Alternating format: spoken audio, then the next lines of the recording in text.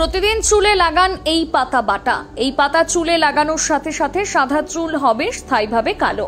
টানা 7 দিন লাগালেই মাথা জুড়ে ছেয়ে যাবে কালো চুলের গোছা। 10 গুণ ডাবল লম্বা হবে এক একটি চুলের সাইজ। যাদের অকালে চুল পেকে সাদা হয়ে যাচ্ছে কিংবা বয়সজনিত কারণে চুল সাদা হয়েছে, তারাও সাদা চুলের সমস্যা থেকে মুক্তি পাবেন এই পাতাটি লাগালে। এই পাতা চুলে লাগালে আর কখনো কলপ করতে হবে না। বয়স বাড়লেও চুল থাকবে কালো মসৃণ। টাক মাথাতেও চুল গজিয়ে দেবে এই পাতা। চুল এত ঘন, লম্বা ও সুন্দর হবে যে আপনি কল্পনাও করতে পারবেন না।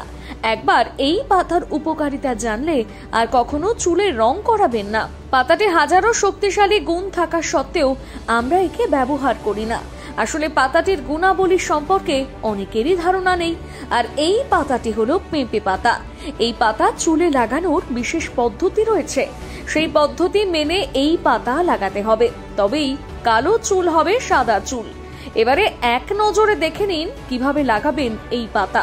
প্রথমে একটা পেঁপে পাতা নিয়ে নিন। একটা পেঁপে পাতা থেকে অনেকগুলো রস বেরিয়ে আসে, তাই একটা পেঁপে পাতাই যথেষ্ট।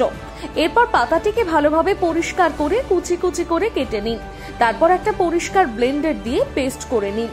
যদি মনে হয় জল দিতে হবে তাহলে সামান্য পরিমাণ জল দিয়ে নিন। এরপর একে একে যোগ করুন লেবুর রস, নারকেল তেল এবং আমলা।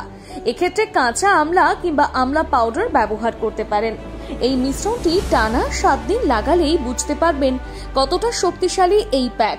ধৈর্য ধরে লাগালে অবশ্যই ফল পাবেন। এই প্যাক সাদা চুল কালো করার পাশাপাশি চুলকে মসৃণ, তুলতুলে এবং ঘন করে তোলে।